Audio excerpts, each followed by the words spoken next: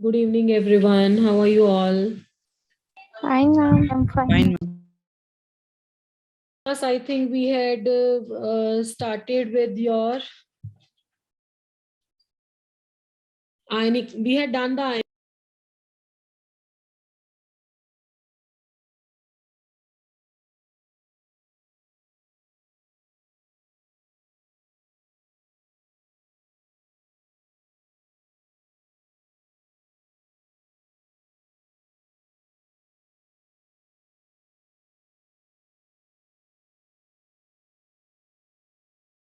telling that we had started with the ionic equilibrium and we had done a most of a part of it. इसमें एक ये portion pending था बेटा जिसमें है buffer solution. Okay, what is the buffer solution? किसको बोलते हैं buffer solution? Basically the solution which resist का मतलब है चेंज नहीं होने देता. which resist the change in the pH of the solution. Change in the pH of the solution. जो solution किसी भी देखो क्या होता है ना, बेसिकली इन अ डेली लाइफ कितना सारा एसिड एंड बेस हम इनटेक करते हैं बेटा, बट फिर भी हमारी बॉडी में एक न्यूट्रलिटी मेंटेन रहती है. इसका मतलब है बॉडी में हमारे कुछ ऐसा सब्सटेंस है जो हमारी बॉडी की पीएच को चेंज नहीं होने देता. तो that basically solution is called as a buffer solution, the solution which resist the change in the pH.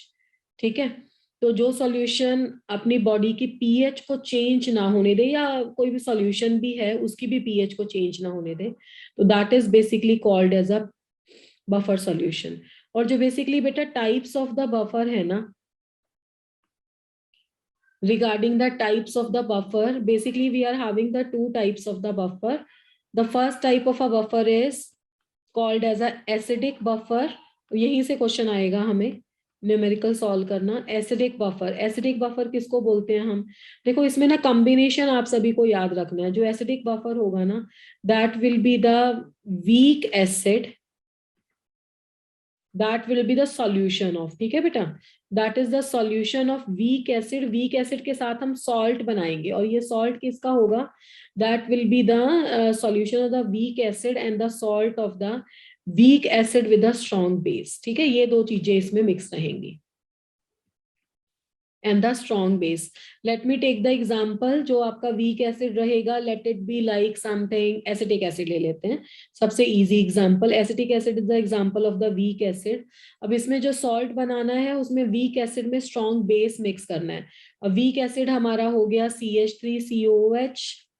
Same weak acid लेंगे क्योंकि यहाँ पे हमारा कॉमन आयन इफेक्ट ऑपरेट करता है. बेसिक जो होता है ना बफर सॉल्यूशन का, वो कॉमन आयन इफेक्ट है. मतलब जो फेनोमिना इसमें रिस्पॉन्सिबल है बफर एक्शन के लिए, that is a common ion effect. तो weak acid is the acetic acid and the strong base we can take here is a sodium hydroxide. ठीक है, इन दोनों को मिक्स करेंगे बेटा तो हमारे पास क्या आएगा? तो दिस इज अ CH3COOH और इन दोनों को मिक्स करने से जो सॉल्ट बनेगा CH3COON. अब इन दोनों का बफर एक्शन आप सब बच्चों को समझ में आ जाएगा अगर आपको कॉमन आयन इफेक्ट आता है. कॉमन आयन इफेक्ट में हमने यही एग्जांपल ली थी ना बेटा, acetic acid and the sodium acetate. और क्या देखा था कि एसिटिक एसिड और सोडियम एसिटेट में एसिटेट आयन कॉमन है. कॉमन आयन होने की वजह से इक्विलिब्रियम बैकवर्ड डायरेक्शन में चला जाएगा, यानी कि एसिड और डिसोसिएट नहीं होगा. तो अगर एसिड और डिसोसिएट नहीं होगा तो एसिडिटी इंक्रीज नहीं होगी. अगर एसिडिटी इंक्रीज नहीं होगी तो सॉल्यूशन की पीएच चेंज नहीं होगी. ठीक है, तो this is a acidic buffer. And the second type is the basic buffer. Basic buffer, जब भी आपको बफर सॉल्यूशन बनाना है तो वीक को यूटिलाइज जरूर करना है. ठीक है, क्योंकि वीक जो एसिड होगा या बेस होगा वो पहले ही बहुत कम डिसोसिएट होगा. ठीक है, और बाकी जो इफेक्ट है वो आपका कॉमन आयन डाल देगा, तो डिसोसिएशन उसकी बहुत कम हो जाएगी, पहले से भी कम हो जाएगी और बफर एक्शन हो जाएगा. तो बेसिक बफर में इसका बिल्कुल उल्टा ले लो. That is a weak base we are going to take over here, and along with the weak base again we are having the salt. और ये जो salt होगा ये किसका होगा? ये weak base होगा और उसमें डाला होगा strong acid. ठीक है, तो वीक बेस की एग्जांपल बेटा आप लोग ले सकते हो ammonium hydroxide. This is a week base. Plus the salt of the week base and the strong acid. अब वीक बेस फिर से ले लिया हमने ammonium hydroxide because we want the one of the common ion, and the strong acid we can take in that is a sodium hydroxide. ठीक है, अच्छा, so strong acid we have to take in this case ना, तो acid के लिए HCl ले लेते हैं।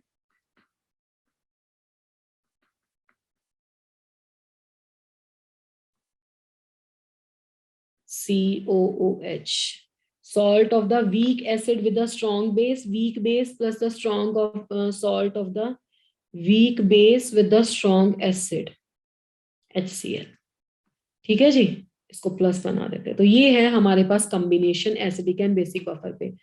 तो बच्चों जब एग्जाम में आपको क्वेश्चन आएगा ना, तो आप इस बात का ध्यान रखना कि आपको कॉम्बिनेशन यहाँ से पहचान जाने हैं। इसको आगे भी आप लिख सकते हो कि इस अमोनियम हाइड्रोक्साइड और एक हमारे पास फॉर्म हो गया NH4Cl। ठीक है, ammonium chloride, ammonium hydroxide and ammonium chloride, that will be the basic buffer and the acidic buffer will be the acetic acid and the sodium acetate. ठीक है जी। उसके बाद बेटा एक हमारे पास न्यूट्रल बफर भी होता है। न्यूट्रल बफर में दोनों वीक को मिक्स कर दो, दैट्स इट, न्यूट्रल बफर। तो न्यूट्रल बफर की क्या एग्जांपल लोगे?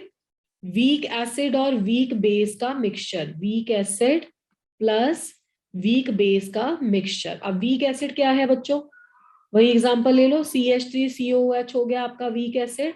वीक बेस क्या हो गया अब इसमें? अमोनियम हाइड्रोक्साइड हो गया। तो इन दोनों का मिक्सचर भी क्या एक्ट करता है? एक बफर की तरह एक्ट करता है। ठीक है जी। अच्छा जी, अब मैं ना आपको एक बार बफर एक्शन समझा देती हूँ ताकि आपके माइंड में रहे कि ये बफर कैसे एक्ट करते हैं। तो रिगार्डिंग द बफर एक्शन एक एग्जांपल लेके बेटा क्लियर हो जाएगा। That is a acidic buffer. Acidic buffer में देखो कौन सी दो चीजें थी हमारे पास। एक तो था एसिटिक एसिड जो कि वीक इलेक्ट्रोलाइट है। वीक इलेक्ट्रोलाइट है तो ये कैसे डिसोसिएट होगा? CH3CO नेगेटिव और H प्लस, यस और no? Yes, ma'am. Yes, ma'am. Strong acid, ठीक है बेटा, जो स्ट्रॉन्ग एसिड है sodium acetate, how it will dissociate? It will dissociate like CH3CO negative and Na plus. Positive. हाँ जी। अब देखो क्या होगा इसमें, जैसे हमने कॉमन आयन पढ़ा था, ये आयन तो हो गया हमारा कॉमन है ना, तो this is a common ion. अब कॉमन आयन क्या करेगा? कॉमन आयन की कंसंट्रेशन जब इंक्रीज हो जाएगी तो इक्विलिब्रियम को बैकवर्ड डायरेक्शन में शिफ्ट कर देगा। मीन बाय सेइंग आपका डिग्री ऑफ डिसोसिएशन और डिक्रीज हो जाएगा। Degree of dissociation of the acid will suppress, suppress का मतलब है डिक्रीज हो जाना। ठीक है, ये तो हो गया कॉमन आयन इफेक्ट का। अब एसिड बेस से कैसे रिलेट करोगे इसको, या पीएच से इसको कैसे रिलेट करोगे? देखो इसको रिलेट करना बहुत आसान है। देखो पीएच कब चेंज होती है बच्चा? पीएच चेंज होती है जब हम इसमें एसिड या बेस मिलाएं, है ना।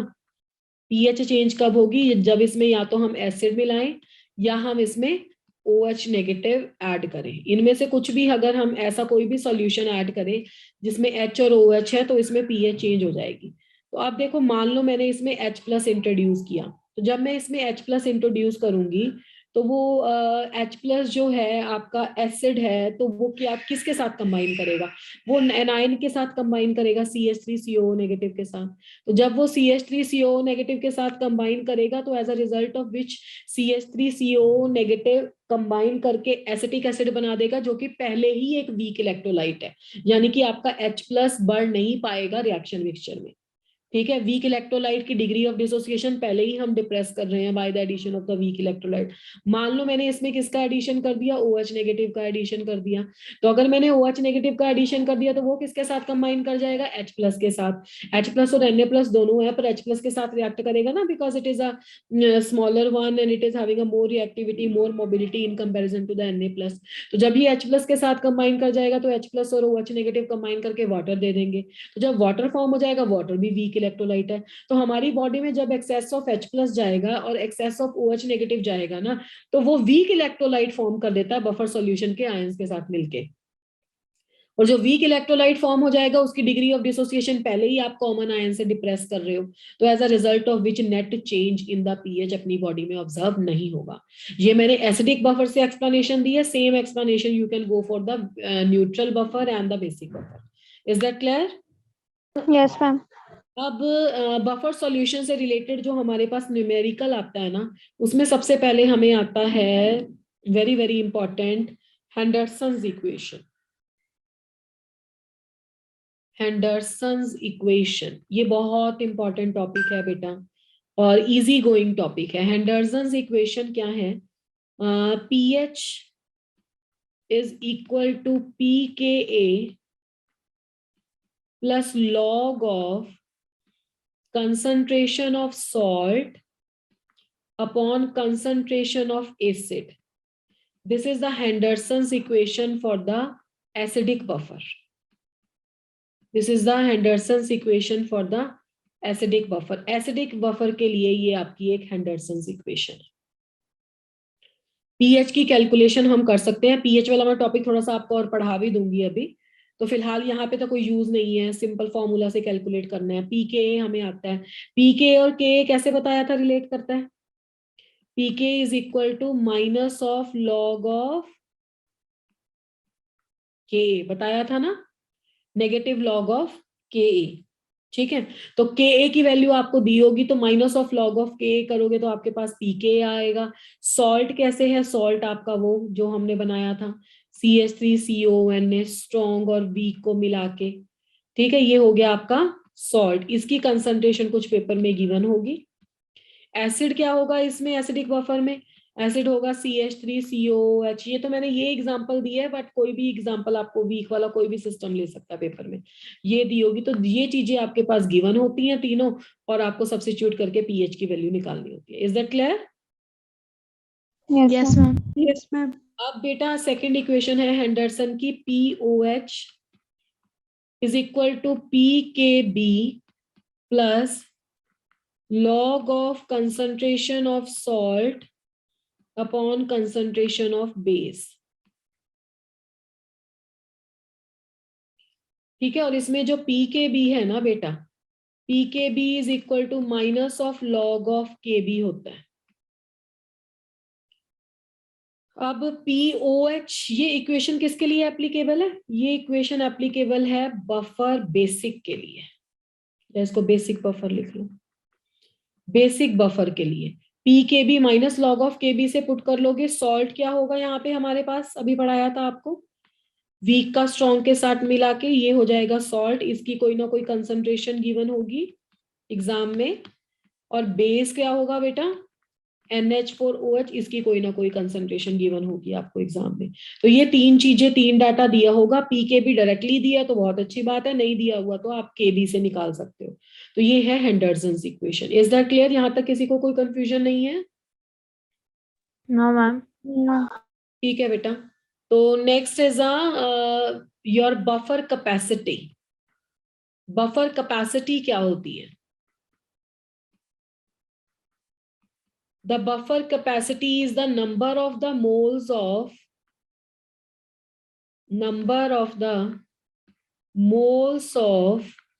acid or the base added, number of the moles of, इसको थोड़ा सा चेंज कर देते हैं इनको, number of the moles of acid or the base added to the change in pH। change in pH यानी कि बफर कैपेसिटी हो गई कितने मोल्स ऐड किए एसिड और बेस के, number of the moles of, या तो एसिड हो सकता है HA या बेस हो सकता है BOH। ठीक है, और डिवाइडेड बाय इतना डालने से डेल्टा पीएच कितना चेंज हो। ठीक है, वैसे तो बफर के केस में आपका चेंज रेसिस्ट करता है, पर अगर ऐसा हो रहा है जितना ज्यादा चेंज होगा उतना कम उसकी बफर कैपेसिटी होगी। ठीक है, तो ये है बफर कैपेसिटी। तो this topic is all about the buffer. तो यहाँ तक किसी को कोई कंफ्यूजन नहीं होनी चाहिए। I am again repeating, buffer की टाइप समझ में आनी चाहिए। पेपर में ऐसा भी हो सकता है 4 एग्जाम्पल दे दे और उसमें से पूछे कौन सा बफर नहीं है, तो आपको कॉम्बिनेशन कैसे ढूंढने हैं, अगर एसिडिक बफर देखना है तो weak acid and the salt of the weak acid and the strong base, अगर बेसिक बफर देखना है तो weak base and the salt of the strong weak base plus the strong acid, और अगर neutral buffer देखना है तो both acid and the base would be the weak one. And then is a Henderson's equation, pH is equal to pKa plus log of concentration of salt upon acid, and pOH is equal to pKb log of concentration of salt upon base, and last one is the buffer capacity. अब जल्दी जल्दी से आपको थोड़ा सा basic भी बता देती हूँ, आयनिक product of water and all, ताकि आपको थोड़ा सा आइडिया हो जाए इसका. Ionic product ma'am of number of moles के आगे क्या लिखा है? किसके आगे बेटा? Ma'am number of moles. Number of moles of H A लिखा है मैंने. एच ए ना जनरल फॉर्मूला होता है एसिड के लिए. ठीक है, आप उसको अपनी कॉपी पे ना सिर्फ एसिड ही लिख लो. ठीक है. Yes ma'am.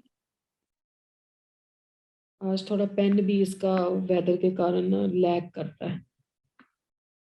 चलो let me shift the slide if you have done this. Yes ma'am. Slide पे ही कर लेते हैं. चलिए, तो नेक्स्ट है हमारे पास your topic is the ionic product of water.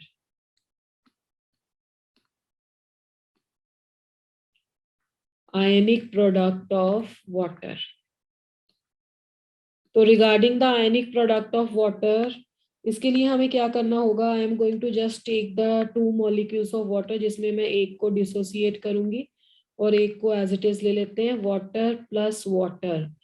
ठीक है जी. तो बेटा एक वाटर का जो मॉलिक्यूल है ना उसको डिसोसिएट कर लो H प्लस और OH नेगेटिव में.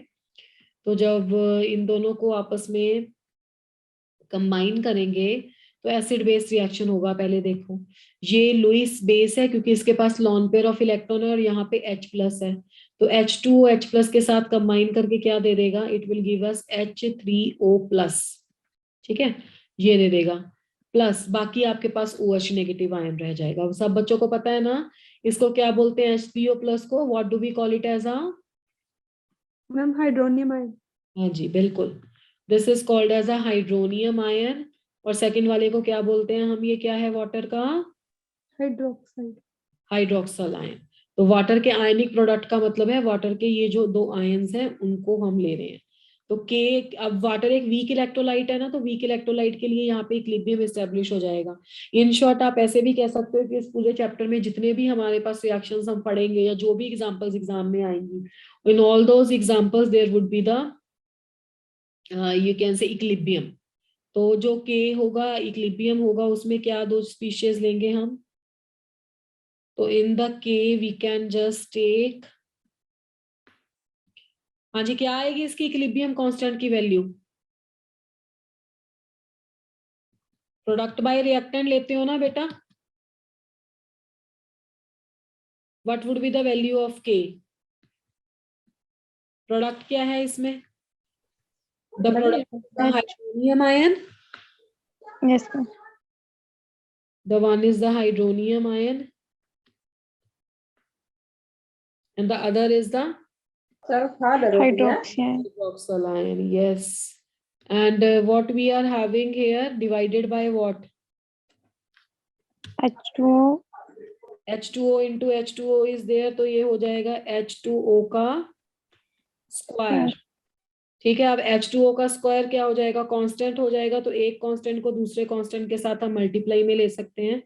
तो K इंटू H2O का square,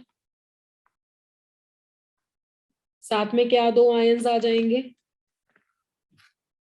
what would be? H3O positive and OH negative. हाँ, तो this is called as ionic product of water. साथ में आ जाएंगे H3O plus and your OH negative. Correct. अच्छा, तो this is called as ionic product of water. तो can anybody in the class tell me कि what is the value of the ionic product of the water at the room temperature? When we are considering the room temperature, what is the value of the ionic product of the water?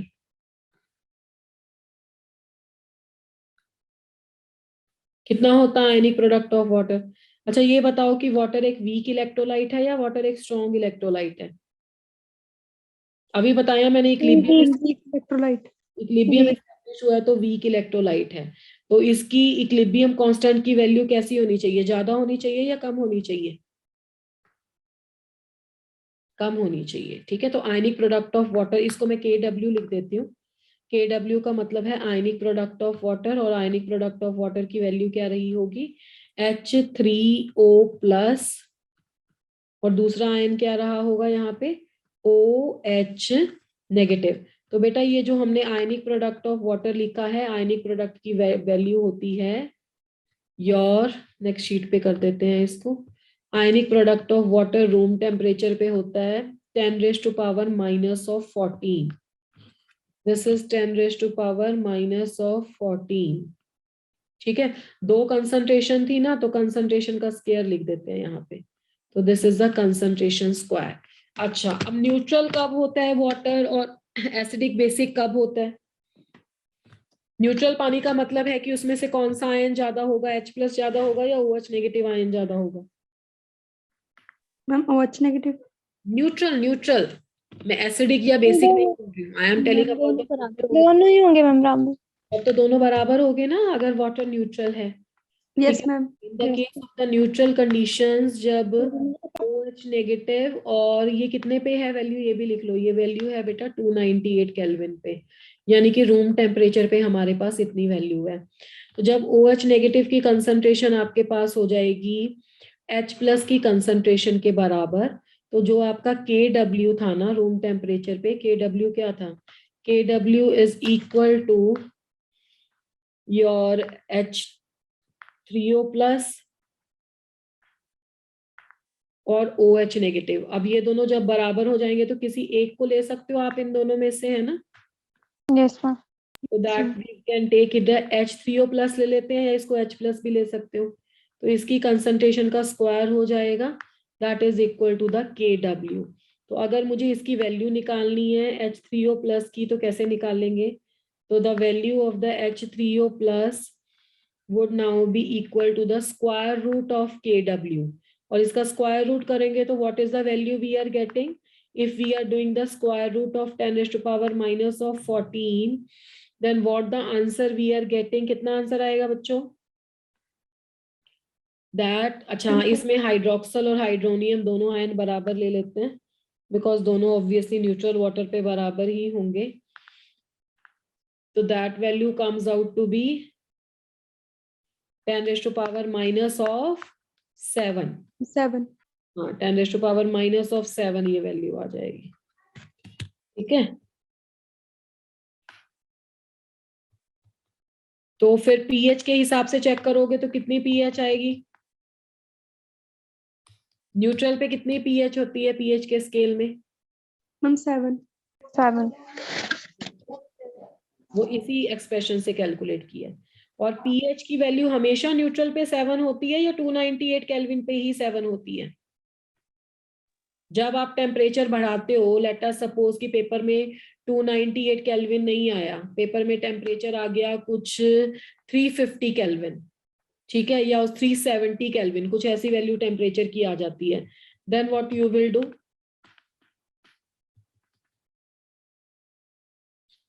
तो पानी की dissociation की value कम हो जाएगी, ज्यादा हो जाएगी, पानी ज्यादा आयन में टूटेगा या कम टूटेगा when you are having the high temperature.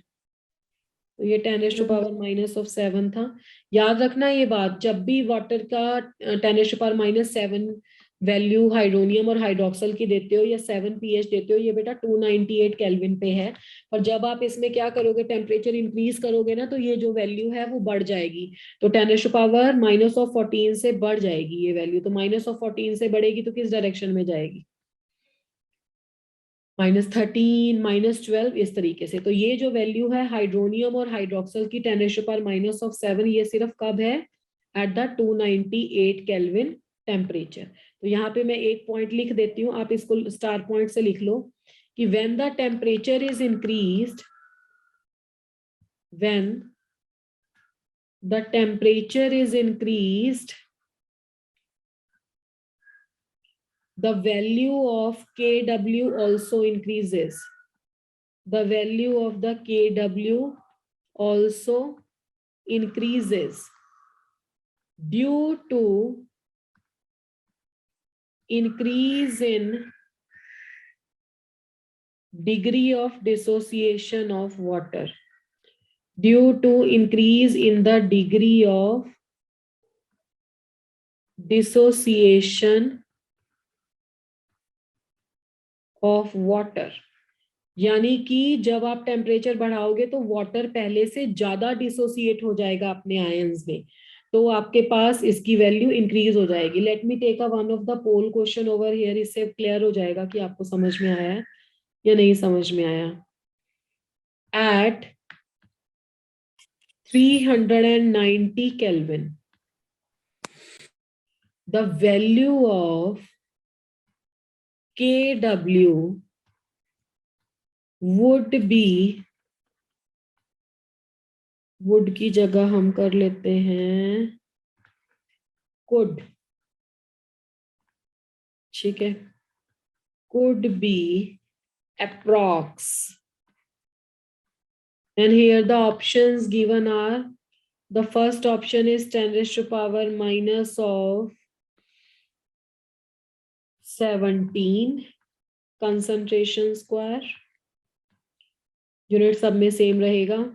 The second is the 10 raised to power minus of 14 थी ना, 10 raised to power minus of 15, third रहेगा 10 raised to power minus of 13,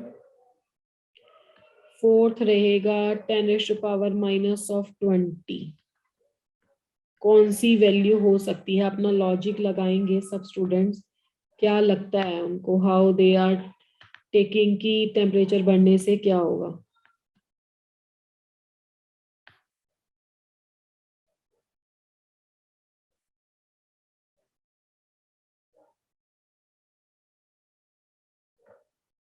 चलिए ट्राई करिए जरा जल्दी से।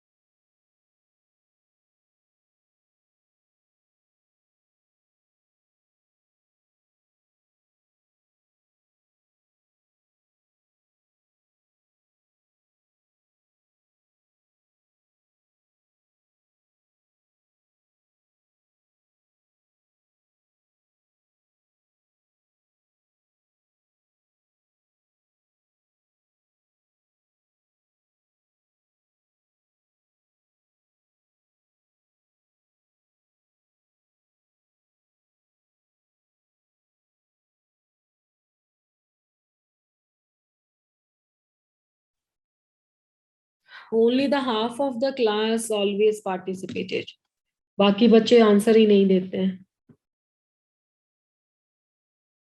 बहुत सारे बच्चों को आंसर लग रहा है 1 and 2 भी और 3 भी, 4 किसी को आंसर नहीं लग रहा है। चलो लेट्स चेक इट आउट, क्या आंसर हो सकता है। अभी मैंने क्या बताया आपको, वैसे तो मैक्सिमम स्टूडेंट्स ने सही ही आंसर दिया है, क्लास में से 16 स्टूडेंट्स ऐसे हैं जिन्होंने सही आंसर दिया। मैंने आपको क्या बताया बेटा, जैसे टेम्परेचर इंक्रीज होगा ना डिग्री ऑफ डिसोसिएशन बढ़ेगा, तो डिग्री ऑफ डिसोसिएशन बढ़ेगा तो Kw की वैल्यू इंक्रीज होगी। तो Kw की वैल्यू इंक्रीज कहाँ पे हो रही है, आप ये देखो ना, अब 10 raised to power minus 14 से इंक्रीज होके अगर तुम 15 16 पे जा रहे हो तो फिर बेटा ये तो मैथ की बहुत बड़ी गलती हो गई आपकी। तो आपका answer 10 raised to power minus of 13 आएगा। वैसे भी ये ऑड वन आउट था, बाकी सारे 14 से ज्यादा लिखे हुए थे और एक 14 से कम था, तो 10 raised to power माइनस में है ना, तो 10 raised to power minus of 13 can be the answer. Okay, yes ma'am. ऐसे क्वेश्चंस में ना कैलकुलेशन नहीं करनी होती है, इसको सिर्फ आप लॉजिक से ही आंसर देते हो। और ये जो आपका पीएच का स्केल है ना, लो आपको पीएच के स्केल के बारे में भी बता देते हैं। पीएच का जो स्केल है, वैसे तो आप ये 9th क्लास से पढ़ते हो, बट फिर भी पीएच एक्चुअली में एसिडिटी और बेसिसिटी का मेजर होता है। ये पीएच का स्केल अभी तक आपने 0 से लेके 14 तक पढ़ा है, 0 से 14 तक इसको बनाते हैं, जिसमें 7 को न्यूट्रल मानते हैं। पर ये 7 को न्यूट्रल मानते हैं जब आप 298 केल्विन या मैं अप्रोक्सीमेटली इसे वो 300 केल्विन भी बोल सकता हूँ, उस पर काम कर रहे हो। जब आप इसका टेम्परेचर इंक्रीज कर रहे हो तो डिग्री ऑफ डिसोसिएशन इंक्रीज होती है। तो जो आपका पीएच स्केल 0 to 14 पे जा रहा है ना, वो 0 to 13 पे भी जा सकता है। तो 0 to 13 पे जाएगा तो फिर कितना आएगा, 13 का हाफ कर लो, 6.5 आ गया। तो जो आपका न्यूट्रल पानी पहले 7 पे आ रहा था ना, अब वो कितने पे आएगा, 6.5 पे आएगा। तो पीएच स्केल पढ़ने से पहले तो पहले लिखो पीएच होती क्या है। pH is equal to the negative of logarithm of the hydronium ion concentration minus of log of hydronium ion concentration, that is called as a pH. Okay. आप बेटा minus of log of hydronium ion concentration में से अगर तो आपको hydronium ion की concentration दी हुई है तो पीएच करना बहुत आसान है। अब हम देख लेते हैं कि एट 298 केल्विन जब वाटर न्यूट्रल होता है, एट 298 केल्विन जब आपका वाटर न्यूट्रल है, तब उसमें दोनों आयंस की कंसंट्रेशन हमने बराबर निकाली थी। किस आयन की कंसंट्रेशन हम पिछले स्लाइड्स में करके आए हैं, OH नेगेटिव की कंसंट्रेशन और H CO प्लस की कंसंट्रेशन, इन तीनों की दोनों की कंसंट्रेशन हमने इक्वल निकाली थी, and that concentration is equal to the 10⁻⁻⁷। ठीक है, अब वो डाटा हम यहाँ पे रख लेते हैं। तो pH here is equal to the minus of log of 10⁻⁻⁷। तो माइनस ऑफ लॉग ऑफ 10⁻⁻⁷ को आप सॉल्व करोगे तो ये 7 log of 10 आ जाएगा। अब 7 log of 10 में 7 आ गया, log 10 की वैल्यू 1 आ गई। ठीक है, तो आंसर आ गया 7। तो ये जो 7 आपकी पीएच का स्क्वायर है, 7 वैल्यू है ना, ये इसका मतलब है न्यूट्रल है सिस्टम। अब ये 298 केल्विन की बात हो रही है जब आपके पास था क्या, 10⁻⁻14 kW वैल्यू। अब इसके बाद बेटा 7 to लेके 14 तक की जो कैटेगरी होगी वो बेस की होगी। ठीक है, और 0 से लेके 7 तक की जो कैटेगरी होगी वो आपकी एसिड की होगी। 0 to 7 category is acid and 7 to 14 category is the base. Okay जी, नाउ द थिंग इज कि ये क्या आपको बहुत सिंपल कैलकुलेशन से पता लग जाएगा? नहीं, बहुत प्रॉब्लम है इसमें। कहीं कहीं क्वेश्चन में देखो क्या प्रॉब्लम है इसमें। ध्यान से कॉन्सेप्ट से करोगे तो कोई प्रॉब्लम नहीं है, अगर आप इसको बिल्कुल सीधा माइनस log H प्लस लगा के कर दोगे तो कहीं कहीं पे अटक सकते हो। जैसे मान लो उसने बोल दिया 10⁻⁻8 मोलर HCl। कितने बच्चे हैं जो क्लास में इसमें इसका pH निकाल सकते हैं? 10⁻⁸ मोलर HCl, मतलब ये तो कंसंट्रेशन है ना। अब HCl जितना होगा उतना ही तो उसमें H प्लस है, तो इसका ये मतलब हुआ कि H प्लस की कंसंट्रेशन HCl में कितनी है? हम 10 to the power -8। हाँ, H प्लस की कंसंट्रेशन 10⁻⁸ है। तो इससे pH जरा डायरेक्ट निकाल के बताना मुझे क्या होगा। इससे pH होगा direct minus of log of H plus. कितना आ जाएगा answer? Minus of log of 10⁻⁻8 तुम लगाओगे तो -8 डाउन आ जाएगा, माइनस माइनस प्लस हो जाएगा, तो आंसर आ जाएगा 8। पर 8 गलत। 8 आप किसकी कैटेगरी में आ गए? बेस की कैटेगरी में। तो HCl क्या बेस है? बताओ। नहीं, नो मैम, एसिड है। HCl तो बेस नहीं है, HCl तो एसिड है, ये तो हम 100% श्योर है। पर कई बार हम क्या करते हैं, फॉर्मूले से सीधा लगा देते हैं। ठीक है ना, वो एग्जामिनर इतना इजी क्वेश्चन नहीं आपको देगा कि माइनस ऑफ लॉग ऑफ लगाओ और आपके पास 8 आंसर आ गया और वो फटाफट लिखा हो आप। और होगा भी ये ऑप्शन पेपर में, पहला ऑप्शन हो। बहुत सारे बच्चे लगा भी देते हैं जल्दी जल्दी में। अब क्या है इसमें, कैसे करेंगे क्वेश्चन? अब इसमें ना पहले H प्लस की टोटल कंसंट्रेशन फाइंड आउट करनी होगी। आप बोलोगे मैडम टोटल कंसंट्रेशन कैसे आ गई? अब HCl स्ट्रॉन्ग एसिड है, पर ये अपने आप तो नहीं ना एसिड बन जाता, इसे H प्लस में देने के लिए एक्वस फॉर्म में लेना पड़ता है। तो H प्लस टोटल कंसंट्रेशन में एक तो H प्लस आयन आएंगे वाटर से, दूसरे आपके H प्लस आयन आएंगे HCl से। ये दो बातें याद रखनी है। पहले H प्लस आयन कहाँ से आएंगे? वाटर से। दूसरे H प्लस आयन कहाँ से आएंगे? HCl से। तो H प्लस आयन वाटर से कितने आएंगे? 10⁻⁻7, जो कि हमें पता ही है। और HCl से हमने अभी कितने निकाले? 10⁻⁸। तो इसको 10⁻⁻7 को कॉमन ले लो तो आपके पास क्या आ जाएगा? तो 1 + 0.1, या इसको चलो 10⁻⁻1 ले लो, थोड़ा और धीरे कर लो स्टेप। 10⁻⁻7 1 प्लस ये 0.1 हो जाएगा, 1/10 बनेगा तो 0.1 को 1 के साथ ऐड किया तो ये बन जाएगा 1.1 इंटू 10⁻⁻7। तो ये आई तुम्हारी H प्लस की टोटल कंसंट्रेशन, जो पहले आप सिर्फ किससे ले रहे थे, एसिड से ले रहे थे। अब एसिड आयोनाइज हुआ होगा, स्ट्रॉन्ग है तो वाटर में आयोनाइज हुआ होगा। अब आप पीएच की कैलकुलेशन करो, पीएच की कैलकुलेशन करोगे तो वो आएगा minus of log of 1.1 into 10⁻⁻7। यहाँ पे जिन बच्चों को आता है बहुत अच्छी बात है, जिनको नहीं आता वो ध्यान में रखेंगे कि लॉग के कुछ फॉर्मूलाज एप्लीकेबल हैं आपके। Log of m into n हो तो क्या लिखते हैं बच्चों उसको, log of m plus log of n। अगर कोई ऐसा आ जाए कि लॉग ऑफ दो चीजें डिवाइड में है, log of m by n है, तो उसको क्या लिखेंगे, तो log m minus log log n. m minus log n. अगर एक और कर लेते हैं बच्चा, लॉग ऑफ m की पावर n हो तो उसको क्या लिखोगे बेटे, n log m लिखेंगे। तो ये 3 फॉर्मूले आप याद रखोगे। चलो अब माइनस ऑफ लॉग ऑफ, ये दो चीजें मल्टीप्लाई में, इसको प्लस कर लो, 1.1 प्लस लॉग ऑफ 10⁻⁻7 ये आएगा, ठीक है। Minus of log of 1.1 minus of 7 नीचे आ जाएगा, log 10 1 आ जाएगा, माइनस को एडजस्ट कर लेते हैं अंदर, तो 7 माइनस लॉग ऑफ 1.1 आ जाएगा। ठीक है, इतना समझ में आ रहा है सब बच्चों को। अब 7 माइनस समथिंग, 7 लॉग ऑफ 1 की वैल्यू 0 है, लॉग ऑफ 1.1 की बहुत कम वैल्यू होती है, ये कुछ ना 7.95 के अप्रोक्सीमेट कुछ ऐसे आंसर आएगा, अप्रोक्सीमेट है, मतलब 6.9 समथिंग है। अब ये लाई किया या नहीं किया बताओ, एसिड वाली लाइन में किया ना, इट इज लेस देन 7। ठीक है, अभी मुझे नहीं इसकी लॉग टेबल की वैल्यू देख के इट इज अप्रोक्सीमेटली 6.955 है या 9.45 है, कुछ है 6.945 anything, but it's less than 7 answer is there, 6 point something is there. That means ऐसे आपको ये क्वेश्चन सॉल्व करना। अब इसका एनालॉगस क्वेश्चन मुझे लगता है अगर पेपर में आपको कोई पूछेगा, सर्कल में लिख देते हैं कि 10⁻⁻, आप ले लो माइनस ऑफ 6 मोलर NaOH, इसकी पीएच निकालो, तो 6 तो नहीं निकाला होगे ना पेपर में, अभी आपको सिखाई ना ये बात, Yes ma'am. 6 करोगे तो ये किस आय में एसिड में आ जाएगा, पर इसकी तो होनी चाहिए 7 से ज्यादा, तो इसमें पानी ऐड करोगे। समझ गए ऐसी कहानी? Yes ma'am. Yes ma'am. तो सब बच्चे ध्यान रखेंगे, आपको क्वेश्चन सॉल्व करना है, पर लॉजिक भी ध्यान में रखना है कि जो हम आंसर पेपर में निकाल के आ रहे हैं क्या वो एसिड और बेस की ब्रैकेट में लाई करता है नहीं करता है, या हम जो अब KW की वैल्यू देके आ रहे हैं क्या वो टेम्परेचर के हिसाब से सेट हो रही है नहीं हो रही है, तो ये सब बात ध्यान में रखनी है। अच्छा, उसके बाद अगर मान लो H प्लस नहीं आपको कैलकुलेट करवा रहा, वो pH नहीं कैलकुलेट करवा रहा है, H प्लस कैलकुलेट करा रहा है, फिर क्या करेंगे? देखो pH is equal to minus of log of H plus होता है ना बच्चों। Yes ma'am. अगर इसमें से H प्लस निकालना है तो क्या करेंगे, पहले तो माइनस को उधर शिफ्ट करो, माइनस pH हो जाएगा। अब जब लॉग है ना, ये लॉग टू द बेस 10 होता है, पढ़ते होगे लॉग में भी, जब इसको सॉल्व करेंगे ना तो ये 10⁻⁻ माइनस ऑफ pH हो जाएगा, दिस मच।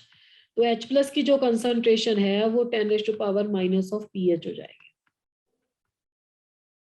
ठीक है, तो वैसे तो ये एंटी लॉग लेना पड़ता है, बट हम इसका 10⁻⁻ माइनस वाला फॉर्मेट ही लिख के चलेंगे जब pH कैलकुलेट करनी है, और pH को पैटर्न में लिखो proper, this is H plus, ऐसे इसकी कैलकुलेशन करनी होती है। अच्छा, एक और बात, ये क्लियर है ना H प्लस कैसे करेंगे? 10 की मैम पावर, एक बार बता दो मैम, कंफ्यूजन हो रही है। कोई बात नहीं, टेंशन मत लो, अभी बता देते हैं। मान लो तुम्हें पेपर में आ गया समथिंग लाइक कि किसी की pH 6 है, उसका H प्लस कैलकुलेट करो, तो तुमने कुछ नहीं करना, बस तुमने ये फॉर्मूला लगा देना 10⁻⁻ माइनस ऑफ 6, दैट्स इट। अब ठीक है, जब H प्लस की कंसंट्रेशन कैलकुलेट करनी है ना तो 10 की पावर कर दो, बस दैट्स इट। मान लो आ गया pH 1 है, तो pH 1 है तो उसका H प्लस कितना होगा बताओ अब जल्दी। मैम 10 की पावर माइनस 1 को क्या लिखोगे? 0.1. 0.1, फिर मोलर हो जाएगा, मोलर हो नॉर्मल हो कुछ भी हो। अब समझ में आ गया बेटा? Yes ma'am. ठीक है। Yes ma'am. अच्छा, एक छोटी सी बात और है इसमें, जैसे मान लो ये बहुत छोटे छोटे क्वेश्चन है बट आ जाते हैं, जैसे हमने लिखा था ना कि KW की वैल्यू होती है H प्लस, मैं H3O लिखूं चाहे H प्लस लिखूं वो एक ही बात है। ये है, ये KW की वैल्यू लिखी थी। अब इसमें आप क्या करो, लॉग ले लो दोनों साइड, लॉग ऑफ KW और लॉग ऑफ ये दोनों की साइड पे। अब हमने एक फॉर्मूला लिखा था ना बेटा, मल्टीप्लाई वाला, जब लॉग में मल्टीप्लाई होता है तो क्या करते हैं, बताओ तो क्या करते हैं, यस मैम। एडिशन ले लेते हैं ना। Yes, ma'am. Yes ma'am. हाँ ठीक है, log of H3O plus plus Log OH negative. Negative. हाँ ठीक है, आप मुझे बताओ तो जरा log ऑफ KW की कितनी वैल्यू है, 10⁻⁴ कितनी लिखाई थी, -14. -14। ठीक है, अब log ऑफ 10⁻⁻14 करेंगे तो -14 ही तो आ जाएगा, log 10 तो 1 आ जाएगा। तो यहाँ आ गया log of H3O plus log of OH negative. Minus को दूसरी साइड एडजस्ट करो तो ये बन जाएगा minus of log of hydronium ion minus of log of hydroxyl ion. Minus of log of hydronium ion को बोलते हैं pH, minus of log of hydroxyl ion को बोलते हैं पीओएच। तो ये आपके पास एक रिलेशनशिप आ गया। हम सारी की सारी कैलकुलेशन किसकी कर सकते हैं, पीएच की। पर कई बार क्या होता है कि हमें लास्ट में क्वेश्चन किसका दिया हुआ है, पीओएच का दिया हुआ है, तो हमें पीएच पता है और पीओएच हम 14 में से माइनस करके निकाल सकते हैं। ठीक है ना। अब मान लो कोई क्वेश्चन आ गया, लेट इट बी, हमें बोल दिया कि मेरे पास है एक एसिड H प्लस जिसकी वैल्यू है 10⁻⁻3, इसकी पीओएच निकालो। जल्दी जल्दी बताओ मुझे आंसर फटाफट से, बहुत आसान क्वेश्चन है, 1 मिनट में होने वाला। H प्लस दिया हुआ है और पीओएच वैल्यू बताओ। अरे पीएच तो निकाल दो जल्दी जल्दी, पहले 10⁻⁻3 समथिंग है। यस एवरीवन, H प्लस है तो पीएच तो बता दो, पीएच तो आसान ही है। 3. 10⁻⁻3। Log of H plus concentration होती है ना माइनस ऑफ, तो माइनस ऑफ लॉग ऑफ 10⁻⁻3 है, तो ये क्या आंसर आ जाएगा, 3 आंसर आ जाएगा। Yes, ma'am. ठीक है, तो ये 3 आंसर आ गया। तो पीएच आई, पर हमें तो पीएच पूछी थी, पीओएच कितनी होती है, 14 minus pH. हाँ तो 14 माइनस 11. आंसर आ गया, 11 आंसर आ गया। तो इज दैट क्लियर कि कैसे लेते हैं इसको। Yes, ma'am. This is how basically we do the calculations of pH and OH. So this is all about the pH and the OH work. अब हमने हेंडरसन्स इक्वेशन भी कर ली है, पीएच ओएच भी देख लिया है, केबी पीकेबी वगैरह भी देख लिया है, आयनिक इक्विलिब्रियम वगैरह सारे क्वेश्चंस इसके देख लिए हैं। बस इसमें इक्विलिब्रियम के क्वेश्चन ध्यान से सॉल्व करना, जिसमें आपको बताया गया था ना कि नंबर ऑफ मोल से कैसे लेना है, stoichiometric coefficients and this and that. तो this is all about the ionic equilibrium chapter. इसमें तो कोई डाउट नहीं है, चलिए फिर आगे थोड़ा सा कर लेते हैं, नेक्स्ट वाला चैप्टर भी यस स्टार्ट। मैम। तो नेक्स्ट चैप्टर है जो हम इसके बाद लेंगे, वो बहुत इजी चैप्टर है 11th केमिस्ट्री का। चैप्टर का नाम है states of matter.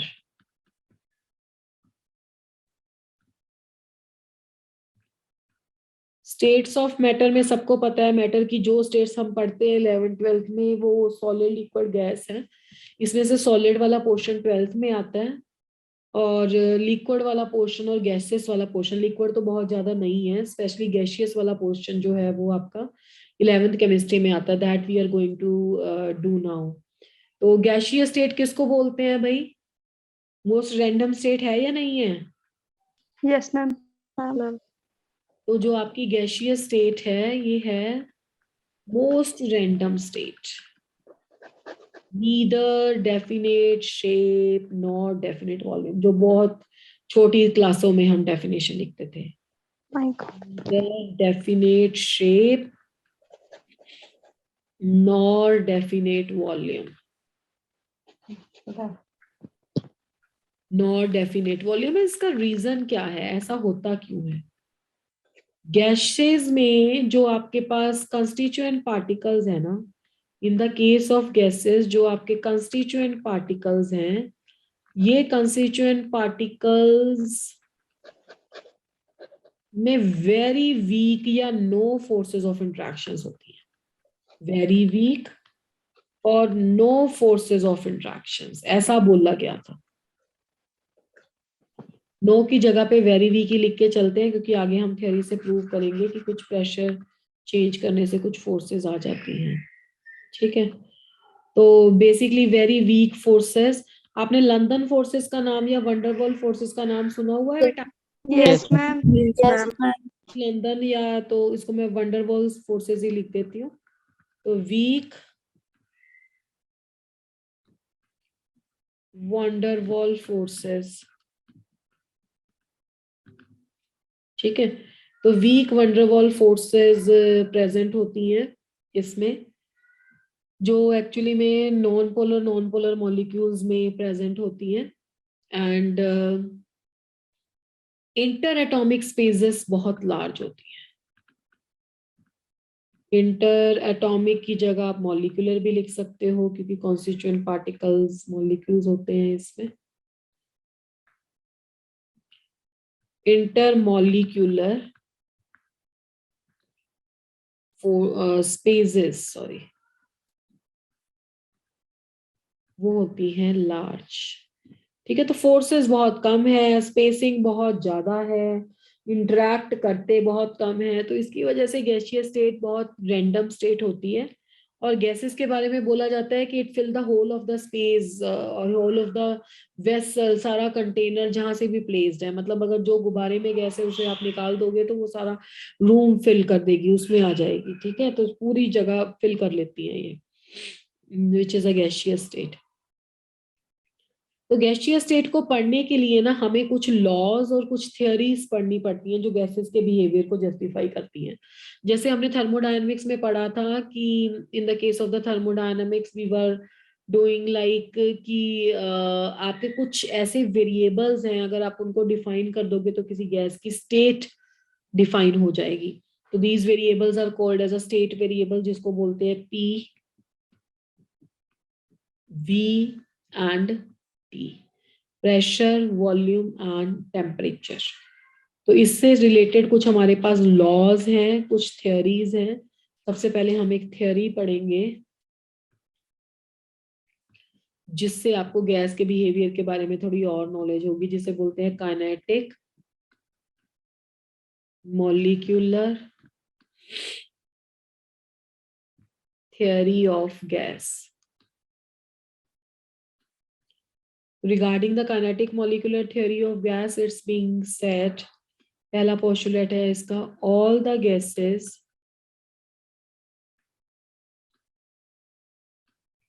are made up of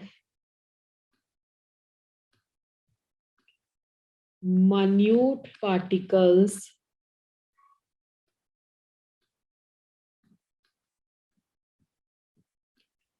called as, very minute particle, वैसे तो minute में ही cover हो गया, called particles called as molecules.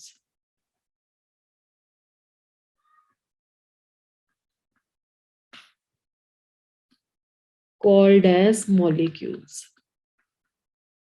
Second postulate था, the molecules of gas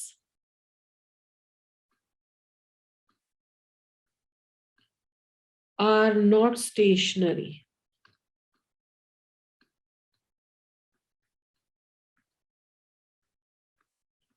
They are in the state of constant random motion. Constant random motion. Gas के जो molecules है वो कभी भी स्टेशनरी नहीं होते, वो कॉन्स्टेंटली मूव करते रहते हैं, यानी कि कांस्टेंट रैंडम मोशन में होते हैं। थर्ड पॉस्टुलेट है, during their random motion, during their random motion they keep on colliding among each other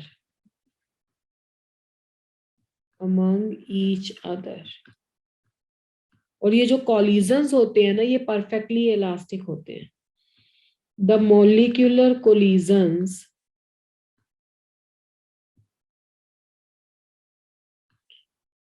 are perfectly elastic.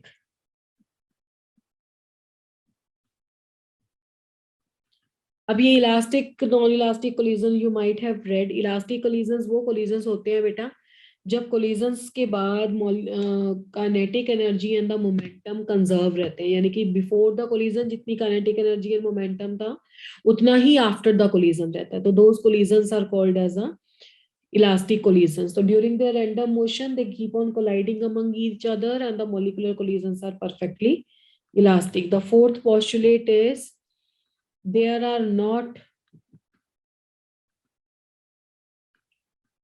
any force of attraction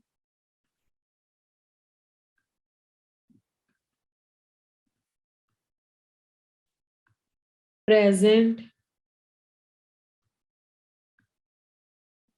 between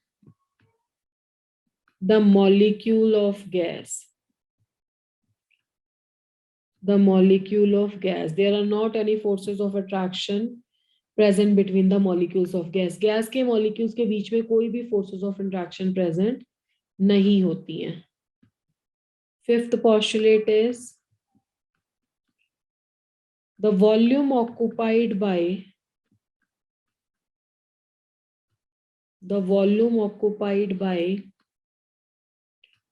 one molecule of the gas can be neglected in comparison to total volume. इसका मतलब क्या हुआ कि gas में इतना ज्यादा मैंने बोला था ना कि मॉलिक्यूल्स के बीच में कोई भी फोर्सेस ऑफ ठीक है एक बार दिखाती हूँ. गैस के मॉलिक्यूल्स के बीच में कोई भी फोर्सेस ऑफ इंट्रैक्शन प्रेजेंट नहीं होती. तो कोई भी फोर्सेस ऑफ इंट्रैक्शन प्रेजेंट नहीं होती तो गैस के जो मॉलिक्यूल्स होते हैं ना उनमें अगर एक मॉलिक्यूल का वॉल्यूम देखा जाए तो वो टोटल वॉल्यूम के मुकाबले बिल्कुल नेग्लेक्टेड होता है, यानी कि जीरो होता है. ठीक है. तो गैस के जो मॉलिक्यूल्स है it is just like this. Okay बेटा, it is just like this only कि कोई कहाँ पे है कोई कहाँ पे है. तो अगर एक मॉलिक्यूल का वॉल्यूम अब आप देखो ना कि बहुत पूरे रूम में गैस फिल्ड हो गई है तो एक मॉलिक्यूल का वॉल्यूम उसके कंपैरिजन में बहुत कम है तो उसको नेग्लेक्ट किया जा सकता है. Now the sixth is the pressure exerted bye. अब प्रेशर क्या होता है, गैसेस प्रेशर क्यों एक्सर्ट करती है, पहले तो ये सोचो.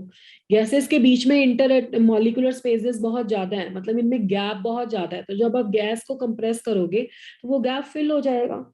ठीक है ना. तो द प्रेशर एक्सर्टेड बाय, तो कंप्रेसिबल्स होती है gases.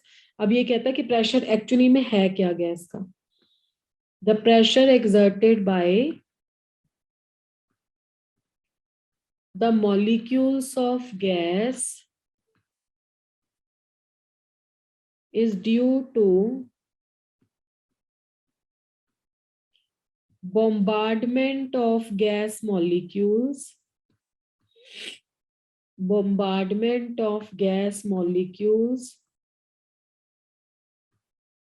with the walls of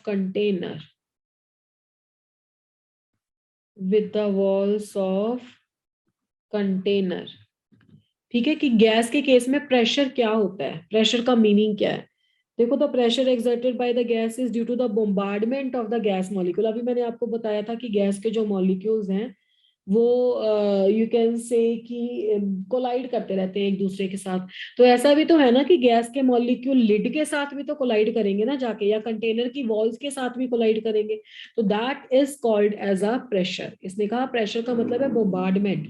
bombardment का मतलब है जाके उसके साथ टकरा जाना, उसके साथ बच जाना. ठीक है. कोलाइड कर जाना जिसको आप बोल सकते हो. And the last point is the kinetic energy the kinetic energy of the molecules of the gas is directly proportional to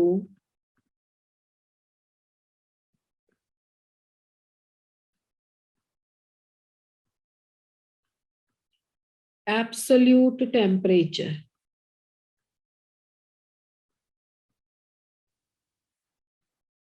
ठीक है, kinetic energy of the gas molecule is directly proportional to the absolute temperature, यानी कि molecule की जो kinetic energy होगी gas की that is directly proportional to the temperature. जैसे जैसे टेम्परेचर बढ़ाएंगे तो काइनेटिक एनर्जी बढ़ेगी। तो ये जो 7 बेसिक पॉस्टुलेट थे about the nature of the gas वो दिए थे स्टार्टिंग में kinetic molecular theory of gas में, और इसी बेस पे एक इक्वेशन भी डिराइव हुई थी जिसमें कैलकुलेट की गई थी kinetic energy, that is equal to 1/3 mn u square. यहाँ पे u root mean square velocity था जो आगे जाके हम पढ़ेंगे। तो ये काइनेटिक गैस इक्वेशन से डिराइव हुई थी इक्वेशन। तो इसकी चलो हम discussion we will do later on जब हम इसके डेरिवेशन पे जाएंगे। तो these are the 7 of the postulate that was actually describing the nature of the gas. अब इसके बेस कुछ लॉज भी हैं गैस के। तो गैस लॉज में सबसे पहला लॉ पढ़ेंगे हम बॉयल्स लॉ। 1662 में बेटा एक साइंटिस्ट था रॉबर्ट बॉयल। उस रॉबर्ट बॉयल ने ये लॉ दिया था that is called as a Boyle's law. जो मैंने आपको 3 वेरिएबल बताए ना, PVT, pressure, volume and temperature, उन 3 वेरिएबल्स में से one variable we have to keep the constant every time in each law and then we have to see the variation of the rest of the two. अब Pvt में से हमने इस law में temperature को constant रखा, मतलब isothermal conditions are there. तो at the constant temperature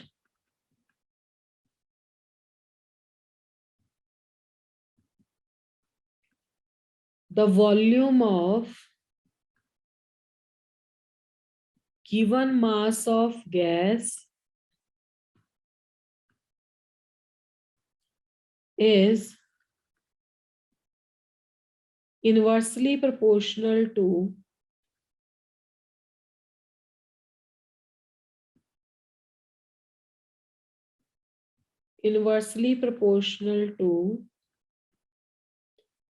pressure.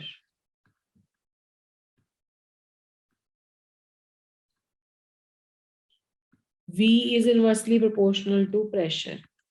V is equal to K by P. K जो इसमें था that is called as a constant of proportionality.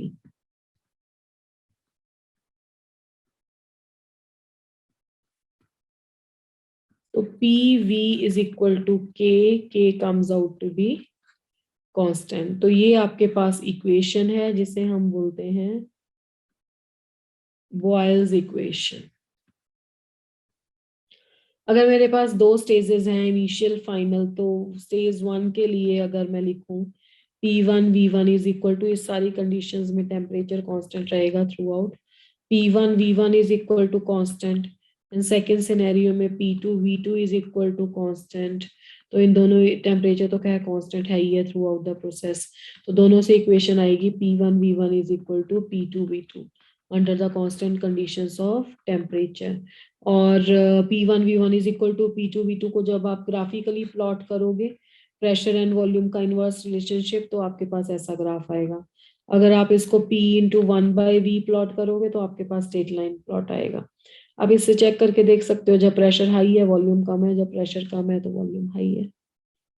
ठीक है, तो you can go for this type of the calculation, this is called as a Boyle's law. और ये equation से बेटा न्यूमेरिकल सॉल्व होगा आपका P1 V1 is equal to P2 V2। Is that clear? Yes, ma'am. Yes. Okay जी, चलो 1-2 पोल के question ले लेते हैं फटाफट।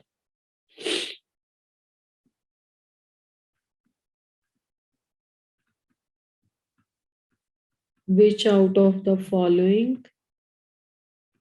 represent the buffer solution?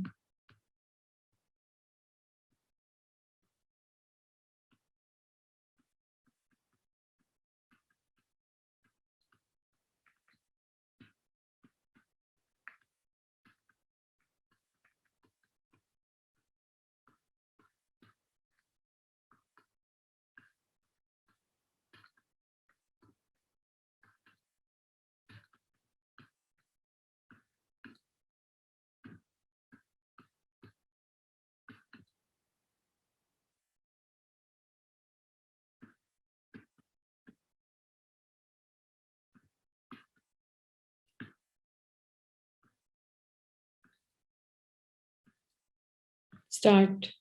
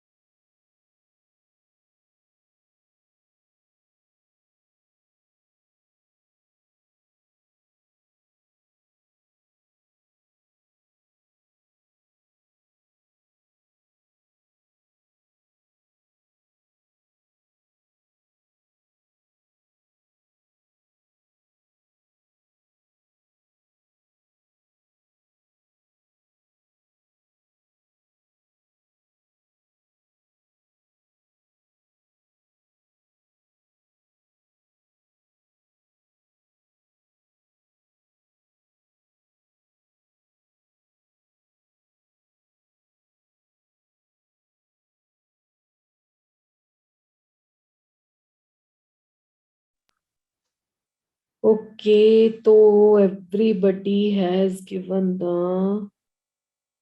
Okay, most of the answers different hai. Okay, let's check it out. The correct answer to this question is the weak acid plus the weak base that can be there. Weak acid plus the salt of the weak acid and the strong base can be there. So the correct answer is B option. कितने student ने B option दिया? I think 17 to 18 students हैं. चलो अच्छी बात है जिन बच्चों ने दिए. ओके, तो this is a week acid and the weak base. ये भी ऑप्शन हो सकता था एंड दिस इज. चलो ठीक है, then it is all about for today and the rest will continue in the next class. In the next class we will do with your gaseous state. Okay? Okay, ma'am. Okay, beta. Yes, ma'am. Thank you.